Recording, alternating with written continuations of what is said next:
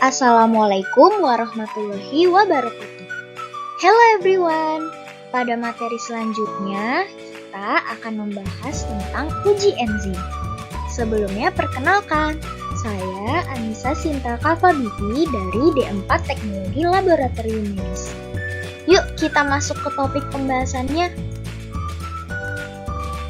Oke, di sini kita akan membahas tentang pengaruh suhu terhadap aktivitas enzim, pengaruh pH terhadap aktivitas enzim, pengaruh inhibitor terhadap aktivitas enzim, pengaruh konsentrasi enzim terhadap aktivitas enzim, dan pengaruh konsentrasi substrat terhadap aktivitas enzim.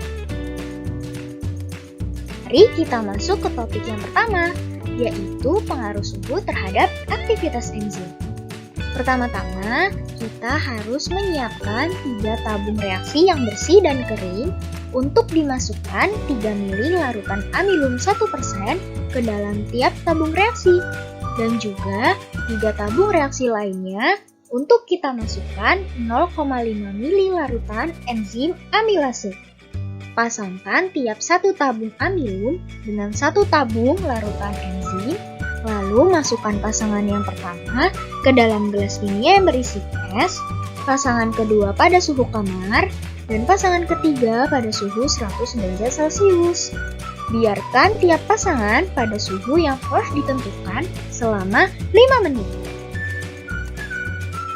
Setelah 5 menit, kita tuangkan larutan amilum ke dalam tabung yang berisi enzim, campur dengan baik dan pertahankan pada suhu masing-masing. Bersamaan dengan itu, kita segera catat waktunya ya. Nah, setiap 1 menit, kita ambil tiap tetes campuran enzim dengan amilum, kemudian tambahkan larutan glikol 1% sebanyak 2 tetes. Amati warna yang terbentuk. Bila terbentuk warna biru atau ungu, berarti hasilnya positif. Selain itu, berarti negatif ya. Lakukan percobaan ini hingga didapatkan hasil negatif atau sampai campuran habis. Nah, kita catat waktu yang diperlukan sampai menghasilkan hasil negatif pada tiap campuran. Berikut adalah hasil percobaannya. Oke, kita lanjut ke uji yang kedua, yaitu pengaruh pH terhadap aktivitas enzim. Yang pertama, tentunya kita siapkan juga nih 3 tabung reaksi yang bersih dan kering.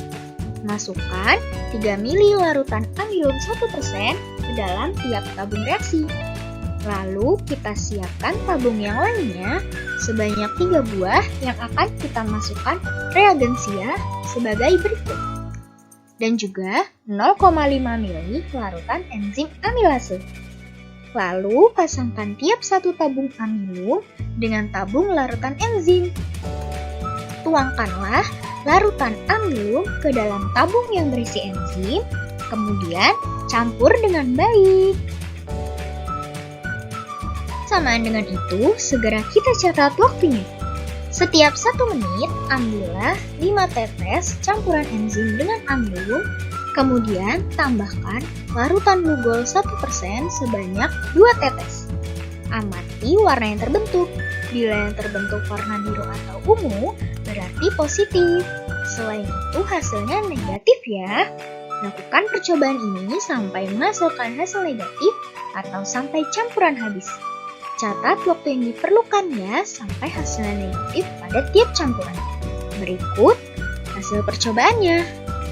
Nah, dari uji ini kita ketahui bahwa keasaman pH dapat mempengaruhi kecepatan reaksi enzimatik. Baiklah, kita lanjut ke uji yang ketiga, yaitu pengaruh inhibitor terhadap aktivitas enzim. Pertama, kita larutkan 2 ml larutan saliva dengan 8 ml aquades. Campur dengan baik. Lalu, kita masukkan 1 ml saliva yang telah diencerkan ke dalam 6 tabung reaksi. Selanjutnya, kita tambahkan 3 tetes larutan toluen, kloroform, merkuri klorida 1%, larutan fenol 2%, aquades, dan 0,5 gram NaF. Selanjutnya, kita diamkan dulu ya selama 10 menit dengan sesekali dikocok perlahan. Lanjut, kita tambahkan 2,5 ml larutan amilum 1% pada tiap tabung reaksi. Setelah itu, kita tempatkan di dalam water bath 38 derajat Celcius selama 15 menit. Setelah dipanaskan, kita tambahkan 2,5 ml amilum. Nah, berikut adalah hasilnya. Setelah dipanaskan dan setelah penambahan iodin, ternyata hasilnya berbeda ya. Coba kita lihat pada tabel berikut ini. Pada uji ini, kita ketahui bahwa inhibitor dapat juga loh mempengaruhi kecepatan reaksi enzimatik.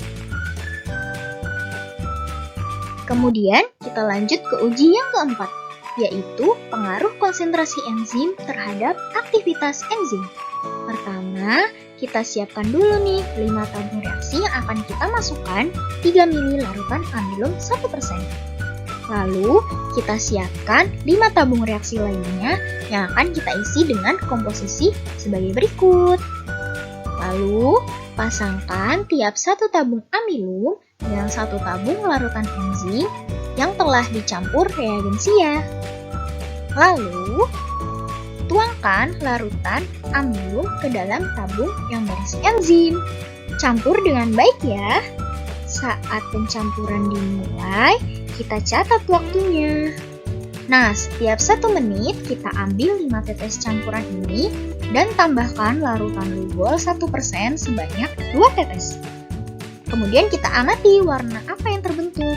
Bila terbentuk warna biru atau ungu, berarti positif. Selain itu, berarti negatif.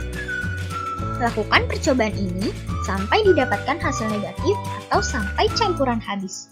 Catat waktu yang diperlukan sampai menghasilkan hasil negatif pada tiap campuran ya. Nah, berikut hasil percobaan yang telah dilakukan.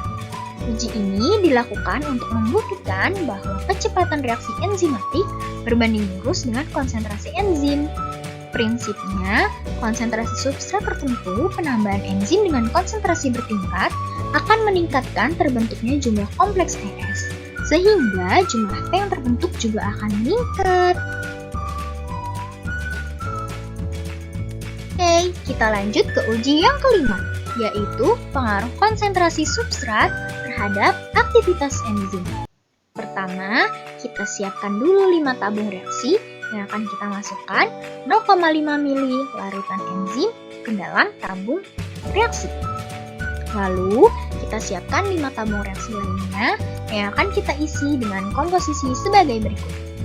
Pasangkan tiap 1 tabung amilum dengan 1 tabung larutan enzim yang telah dicampur dengan reagensia. Lalu, tuangkanlah larutan amilum ke dalam tabung yang berisi enzim. Jangan lupa campur dengan baik ya, dan jangan lupa untuk mencatat waktunya.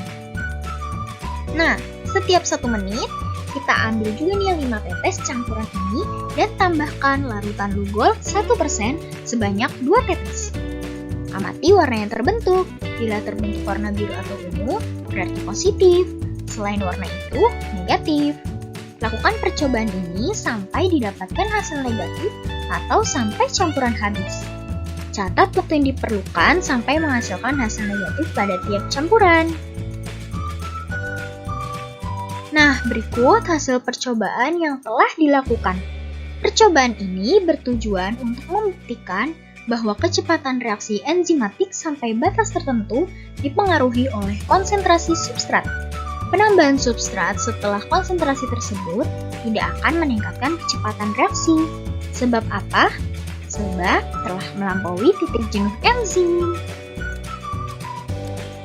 Wih, menarik sekali bukan pembahasan pada video kali ini? Semoga dapat bermanfaat ya. Sekian dan terima kasih.